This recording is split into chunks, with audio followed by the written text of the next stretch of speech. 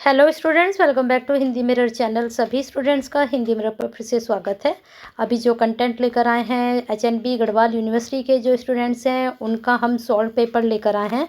और पेपर का जो अभी आपका कल ही हुआ है, जिस पेपर का नाम था understanding and connecting with environment, ठीक है। तो सीधा सीधा आपको समझ सकते हैं कि जो ईवीएस का आपका पेपर हुआ है बीकॉम फर्स्ट सेम का, तो उसका हम सॉल्विंग लेकर आए हैं।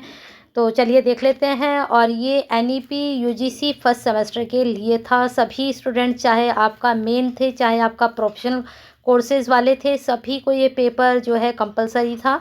तो यहाँ पर आपके 35 क्वेश्चंस पूछे गए थे और सभी जितने भी 35 क्वेश्चंस हैं उनकी सॉल्विंग हम लेकर आए हैं। तो मैच कर लीजिए आपके कितने नंबर आने वाले हैं। इसमें 2 नंबर का आपका एक क्वेश्चन था और ये 70 आपका नंबर का पेपर हुआ है। तो चलिए ज़्यादा टाइम वेस्ट ना करते हुए आपको बता देते हैं कि किस प्रकार का आपका पेपर आया था। और जिन स्टूडेंट्स ने ये दिया है तो वो देख लेंगे अपना किस तरह के उनके आंसर गए हैं। चलिए देख लीजिए, पहला प्रश्न आपके सामने है और इस प्रश्न में देख लीजिए पर्यावरण अध्ययन। इंग्लिश वर्जन आप इधर देख सकते हैं और हिंदी वर्जन हम इधर पढ़ेंगे आपका, तो आप मैच करते जाइएगा अपने आंसर। तो यहाँ पर पर्यावरण अध्ययन की उस शाखा को परिभाषित किया जाता है जो संबंधित है किससे। यहाँ पर जो इंग्लिश में इन्होंने डी लगाया है, लेकिन इसका जो आंसर डी नहीं जाएगा, इसका आंसर जाएगा मानविकी, सामाजिक, जैविक और भौतिक विज्ञान का अध्ययन, ठीक है। चलिए आगे चलते हैं नेक्स्ट क्वेश्चन पर। आपके दूसरा क्वेश्चन हम देख लेते हैं। वायुमंडल की किस परत में यूवी अल्ट्रावायलेट प्रकाश के अवशोषण के लिए जिम्मेदार ओजोन होता है। तो यहाँ पर आपका सेकंड में जो आंसर जाने वाला है वह जाना है समताप मंडल। इधर भी आप देख सकते हैं इनका आंसर ये सही है। नेक्स्ट है आपका, किस तत्व को विश्व की वाणिज्यिक ऊर्जा खपत का सबसे बड़ा स्रोत माना जाता है।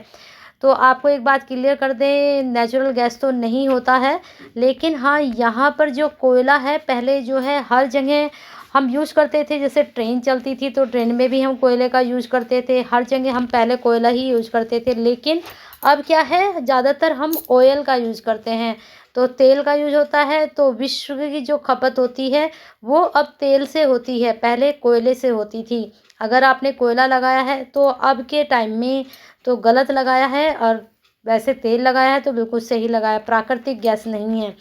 नेक्स्ट क्वेश्चन है आपका फोर्थ, जैव ईंधन में अल्कोहल के कौन से 2 रूप शामिल होते हैं।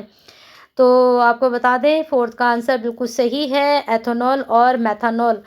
तो चेक हो गए होंगे आपके 4 आंसर। अब देख लीजिए 4 में से आपके कितने नंबर बन रहे हैं। आगे चलते हैं नेक्स्ट क्वेश्चन पर, 5 पर। 5 क्वेश्चन है, पारिस्थितिक तंत्र का कार्यात्मक पहलू है ऊर्जा, पोषक, खाद्य श्रृंखला या उपरोक्त सभी। तो यहाँ पर जो आपका आंसर जाएगा उपयुक्त सभी जाएंगे, क्योंकि पारिस्थितिक तंत्र के तीनों ही ये कार्यात्मक पहलू होते हैं, ऊर्जा भी, पोषक और खाद्य श्रृंखला भी। इसके बारे में भी आप आगे पढ़ेंगे। निम्नलिखित में से किसे डेट्रीवोर्स भी कहा जाता है। शाकाहारी, अपघटक, मांसाहारी या उपरोक्त में से कोई नहीं, तो इसको एलिमिनेट कर देते हैं। तो इसका आंसर आपका जाने वाला है बी, अपघटक, ठीक है। अब यहाँ पर आपको एक चीज़ बता देते हैं कि ये जो हम सॉल्विंग करा रहे हैं, ज़रूरी नहीं कि ये जो बीकॉम के स्टूडेंट्स हैं उन्हीं के लिए है, फर्स्ट सेमेस्टर के लिए। आप ये जो एनवायरनमेंट का पेपर है ये सभी यूनिवर्सिटीज़ कराती हैं और सभी क्लासेज में होता है। जैसे कि बीए सेकेंड ईयर के जो स्टूडेंट्स हैं उनके लिए भी ये बहुत इंपॉर्टेंट है। इसी तरह के क्वेश्चंस अदल बदल कर हर क्लासेज में आते रहते हैं। तो हो चुका है आपका 6 क्वेश्चन। आगे चलते हैं 7 पर। 7 में, एक पारिस्थितिक तंत्र में कीस्टोन प्रजातियां क्या हैं। तो यहाँ पर इनका आंसर इन्होंने लगाया है सी। 7 में सी नहीं जाएगा, 7 में जाएगा बी। ये प्रजातियां जिनके उन्मूलन से पारिस्थितिक तंत्र को लाभ हो सकता है, ये नहीं कि प्रभावित नहीं करेगा, लाभ हो सकता है, ये इसका आंसर जाएगा। आगे चलते हैं 8 क्वेश्चन पर। कौन सी मानव गतिविधि वातावरण में मौजूद ऑक्सीजन के स्तर को कम कर सकती है। तो यहाँ पर गतिविधि वातावरण में जो मौजूद ऑक्सीजन है हमारी, उसका स्तर किससे कम हो सकता है? तो वनों की कटाई से भी हो सकता है और खुदाई से भी हो सकता है। खुदाई से कैसे होगा? जब आप मिट्टी खोदेंगे या कहीं भी करेंगे तो उससे क्या होगा, मिट्टी अवर्धन होता है और उससे जो है ऑक्सीजन की मात्रा, पेड़ उससे कम होते हैं, तो कहीं ना कहीं वो ऑक्सीजन पर भी फर्क पड़ता है। तो दोनों सी बी नहीं जाएगा और ए सी दोनों जाएंगे, तो इसका डी आपका आंसर लगेगा। चलिए आगे चलते हैं। विश्व में जो जैव विविधता के हॉट स्पॉट हैं वह कितने हैं? 18, 32, 28, तो आप मान लीजिए 36 हैं। आगे चलते हैं। प्रजातियों के विलुप्त होने का प्रमुख हिस्सा निम्नलिखित में से किस जैव समूह में आता है? उष्णकटिबंधीय वन, वेटलैंड्स, मूंगी चट्टानें या फिर उपरोक्त सभी? तो 10 का आपका आंसर जाएगा ए, उष्णकटिबंधीय वन। ठीक है, चलिए आगे चलते हैं। निम्नलिखित में से कौन सा तत्व विभिन्न राज्यों में भूजल प्रदूषण के लिए जिम्मेदार है? यानी कि जो हमारी धरती के अंदर जल है उस प्रदूषण के लिए कौन जिम्मेदार होता है? क्लोरीन होता है, फ्लोराइड होता है या फिर रसायन होता है? तो जितने रसायनों का हम प्रयोग करते हैं कहीं ना कहीं वो धरती या मिट्टी के साथ मिलकर अंदर पहुँचता है और जिससे भूजल प्रदूषण फैलता है। तो इसमें आपका केमिकल्स ही सही आंसर जा रहा है। नेक्स्ट है आपका सर्वाधिक प्राय होने वाली, स्वाभाविक रूप से होने वाली आपदा है। तो कहने का मतलब है जो सबसे ज़्यादा स्वाभाविक रूप से आपदा होती है, यानी कि सर्वाधिक प्राय, बहुत अधिकतर जो आपदा फैलती है वो कौन सी होती है? वैसे तो सभी होती हैं, सूखा, सुनामी, बाढ़, भूकंप, लेकिन जो होती रहती है, तो 12 का आपका आंसर चला जाएगा बी। आपने देखा होगा कि आजकल जो है बारिश कितनी हो रही है, 3-4 दिन हो चुके हैं। बाढ़ कभी कभी आती है, भूकंप भी कभी कभी आते हैं, सूखा भी कभी, सूखा बहुत टाइम हो चुका, सुना नहीं है। लेकिन जो आपकी जो है ये 12 का आंसर हमने बी लगाया है। तो सुनामी जो है आपको देखने को मिलती रहती है और इसमें थोड़ा कन्फ्यूजन भी है, बाढ़ का भी इसमें रहता है। ये दो मुश्किल से होते हैं। चलिए आगे चलते हैं। 13 का क्वेश्चन है, यूएनसीडी का क्या अर्थ है?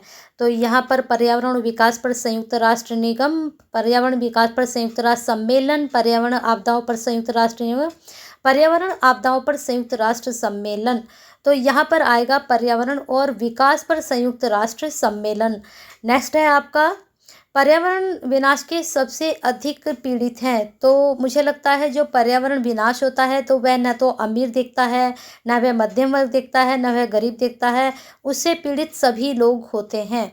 तो उपरोक्त सभी आ जाएगा इसमें। नेक्स्ट है आपका, कैंसर का एकमात्र सबसे बड़ा रोकथाम योग्य कारण है।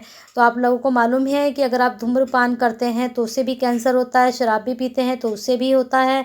तो ये दोनों ही, तीनों ही इसमें आ जाएंगे, यानी कि ए बी दोनों इसके आंसर बनेंगे। नेक्स्ट है, 3R सिद्धांत निम्नलिखित में से किस क्रम में है? तो सबसे पहले क्या होता है इसमें आंसर, अगर आप 16 में सोचेंगे, रिड्यूस होता है, फिर रीयूज होता है, फिर रिसाइकलिंग होता है। तो ये वाला सर्कल हमारा चलता है। चलिए नेक्स्ट क्वेश्चन पर चलते हैं। 17 पर हम आ चुके हैं। निम्नलिखित में से कौन सा ऊर्जा का नवीकरणीय स्रोत है? यानी कि आजकल जो ऊर्जा हम बना रहे हैं, तैयार हो रही है, वह किसके कारण ज़्यादा हो रही है? महासागरीय धाराएं, सौर ऊर्जा, बायोमास, उपरोक्त सभी? तो हम कहना चाहेंगे कि तीनों के कारण ही नवीनीकरणीय स्रोत है, उपरोक्त सभी इसमें आएगा। नेक्स्ट आपका चल रहे हैं, निम्नलिखित में से कौन सा प्राकृतिक प्रदूषक नहीं है, प्राथमिक प्रदूषक नहीं है? तो कौन सा नहीं है इसमें प्राथमिक प्रदूषक? तो 18 का आपका आंसर जाएगा ऑक्सीजन। बाकी आप इसमें ग्राउंड लेवल ओजोन भी है, कार्बन मोनोऑक्साइड भी है, कार्बन डाइऑक्साइड भी है। तो ऑक्सीजन प्राथमिक प्रदूषक में नहीं आता है। नेक्स्ट है, निम्नलिखित में से कौन सा जैव निम्नीकरणीय अपशिष्ट है? तो यहाँ पर कागज, भोजन की बर्बादी, पॉलीथीन बैग, सिंथेटिक फाइबर। तो निम्नीकरण यानी कि जो देर से गलता है, तो इसमें पॉलीथीन तो कभी गलती ही नहीं, गलती भी होगी तो बहुत टाइम है, तो पॉलीथीन बैग इसमें आएगा। नेक्स्ट है आपका आंसर, इसमें जैव विविधता क्या है देख लेते हैं। एक जंगल में एक प्रजाति की कई आबादी, एक जंगल में कई प्रकार की जीव और वनस्पति, अनेक वनों में अनेक प्रकार की वनस्पतियाँ, उपरोक्त सभी सत्य हैं। तो मुझे लगता है कुछ अजीब से यहाँ पर इन्होंने ऑप्शन डाले हैं, लेकिन यहाँ पर अगर आप देख सकते हैं तो आपका इसमें आंसर 20 में जो जाना चाहिए वह जाना चाहिए डी, उपरोक्त सभी सत्य हैं, क्योंकि कहीं ना कहीं हर एक में कुछ ना कुछ मैच ज़रूर हो रहा है। चलते हैं आगे। 21 पर हम आ चुके हैं। दिए गए वर्ष में से आपको बताना है कि जो आपका संरक्षण अधिनियम है, वन संरक्षण अधिनियम है, इसमें संशोधन किया गया। तो कब किया गया? तो 21 का अगर आपने आंसर सोचा है 1980 तो बिल्कुल सही है, 1980 में संशोधन किया गया था। नेक्स्ट है, पारिस्थितिक तंत्र शब्द की खोज किसने की थी? ओडम, एल्टन, आर्थर जी टांसले या फिर कैलेमेंट्स ने? तो यहाँ पर 22 का आपका आंसर जाएगा सी, आर्थर जी टांसले ने की थी। नेक्स्ट है आपका स्थायी ऊर्जा क्लीन है, लंबे समय तक इस्तेमाल किया जा सकता है, ए बी दोनों।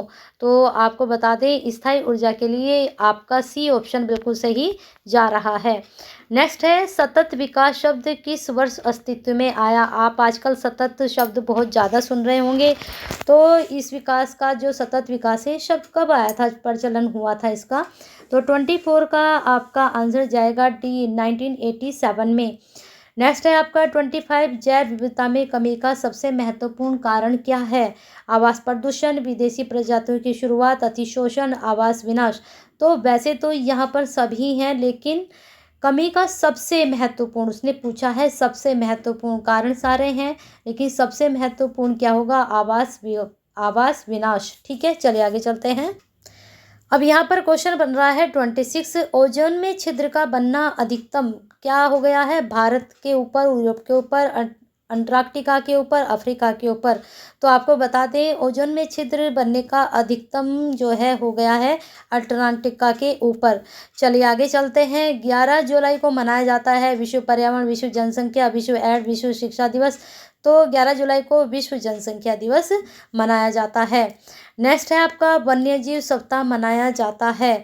तो 2 अक्टूबर से 8, 15 से 21, 14 जून से 20 जून, उपरोक्त में से कोई नहीं तो ये तो एलिमिनेट हो जाएगा। और यहाँ पर 3 में से कौन सा आपका आंसर जाने वाला है? तो ए बिल्कुल सही है, जिन्होंने लगाया है उनका बिल्कुल सही गया है। नेक्स्ट है, ध्वनि प्रदूषण का मुख्य स्रोत क्या है? शहरीकरण है, औद्योगिकरण, फोटोकेमिकल स्मोग है। तो ध्वनि प्रदूषण आपको पता ही है शहरीकरण के द्वारा होता है, औद्योगिकरण के द्वारा होता है, तो ए बी दोनों यहाँ पर जाएंगे। नेक्स्ट है, शक्ति और खाद दोनों प्रदान करते हैं थर्मल प्लांट, परमाणु, बायोगैस, जल विद्युत। देख लीजिए 30 का आंसर अगर आप लगा रहे हैं तो बायोगैस जो संयंत्र होता है वो दोनों जब मिलते हैं तभी हमें शक्ति मिलती है। शक्ति और खाद दोनों ही प्रदान करते हैं बायोगैस प्लांट। चलिए आगे चलते हैं नेक्स्ट क्वेश्चन पर। पर्यावरण का पहला अंतर्राष्ट्रीय सम्मेलन आयोजित किया गया था रियो डी जेनेरो में, जोहान्सबर्ग में, स्टॉकहोम में, नई दिल्ली में। तो पहला जो अंतर्राष्ट्रीय सम्मेलन आयोजित हुआ था वह हुआ था आपका स्टॉकहोम में। और आपको एक जानकारी और देते हैं कि ये जो हुआ था 1972 में हुआ था। हो सकता है इस बार आपसे ईयर पूछ लिया जाए। और जो स्टॉकहोम है वह स्वीडन में है। और ये किसने कराया था? तो आपको बता दें कि संयुक्त राष्ट्र संघ के द्वारा कराया गया था। चलिए आगे चलते हैं। समताप मंडलीय ओजोन परत की मोटाई मापी जाती है, किससे मापी जाती है? बहुत अच्छा आंसर है, मोस्टली ये एग्जाम में आता ही है। तो डॉप्सन इकाइयों से हम समताप ओजोन परत की मोटाई को मापते हैं। आधुनिक कृषि का प्रतिकूल प्रभाव है तो क्या है? जल प्रदूषण भी हो रहा है, मिट्टी की अवनति भी हो रही है, जल भराव भी हो रहा है। तो उपरोक्त सभी यहाँ पर आप लगा सकते हैं। नेक्स्ट है, पर्यावरण समाजशास्त्र वह अध्ययन करता है कि मनुष्य किस प्रकार अन्योन्य क्रिया करते हैं। तो भाई जब यहाँ पर समाजशास्त्र के बारे में पूछा गया तो समाज के साथ तो होगा ही, साथ में पर्यावरण भी यहाँ पर पूछा गया है। तो ये दोनों ही आंसर इसमें जाएंगे। अगर आपने बी लगाया है तो भी आपका आंसर सही जाएगा, और आपने डी लगाया तो भी आपका आंसर सही जाएगा, क्योंकि पर्यावरण अध्ययन समाजशास्त्र दोनों मनुष्य किस प्रकार दोनों ही तरह से यहाँ पर अन्योन्य क्रिया करता है। नेक्स्ट लास्ट क्वेश्चन आपका, क्या यह शब्द सामुदायिक परिस्थिति से संबंधित है? तो यहाँ पर 35 में आपका बी जाएगा, जैव विविधता। ठीक है, तो ये 35 क्वेश्चंस थे। और मुझे लगता है ये जो बीकॉम फर्स्ट सेमेस्टर के जो स्टूडेंट हैं प्रोफेशनल कोर्स मेन और